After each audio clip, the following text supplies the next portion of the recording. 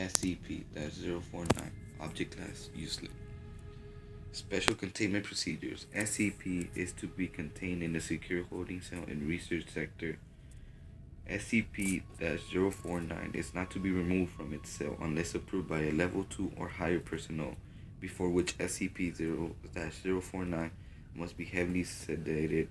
Even so, at much times, SCP-049 is to be accompanied by 2 armed guards and guided by an iron collar secured held firmly by 2 Level 1 or higher personnel while in transit. Any experiments performed on SCP-049 are to be conducted inside of specifically prepared rooms. SCP cells should be monitored at all times via a security camera. Should any abnormal behavior occur, Dr. is to be alerted at once. Description: SCP-049 is a humanoid in appearance, standing at 1.9 meters tall and weighing 95.3 kilograms. However, the Foundation is currently incapable of studying its face and body more fully, and it's covered in what appears to be the garb of traditional plague doctor from 15th to 16th century Europe. This material is actually a part of SCP-49's body, as microscopic and genetic testing show it's to be similar in structure to a mussel, although it feels much like a rough leather and the mass much like ceramic. It was originally discovered in England by local police. Mobile Task Force responded to a suspected outbreak of all civilians within a kilometer's radius were given a anesthetics as part of initial containment procedure. SCP-049 does not speak, although it seems to understand English perfectly well and is completely docile until it tries to perform surgery. SCP-049's touch is invariable lethal to humans. After contact with SCP-049's hands, the victim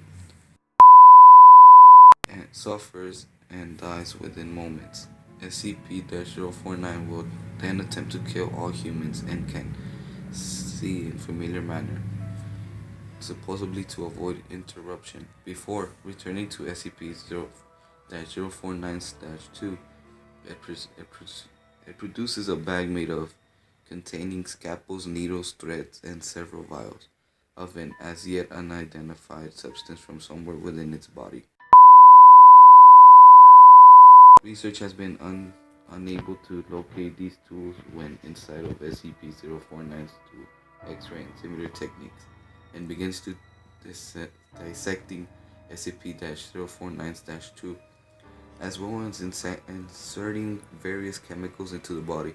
After approximately 20 minutes, SCP-049 will sue SCP-049-2 back up and become docile. After a period of few minutes, SCP-049-2 will resume vital signs and appear to reanimate. However, SCP-049-2 seems completely without higher brain functions and will wander aimlessly until it encounters another living human.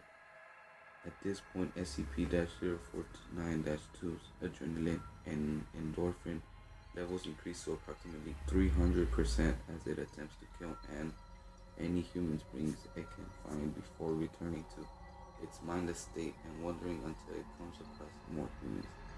At this stage, termination with extreme procedure is allowed. Failure to enforce this protocol outside of testing scenarios is punished by determination.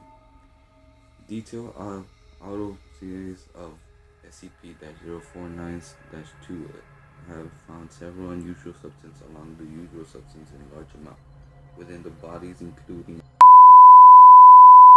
However, several have yet to be identified.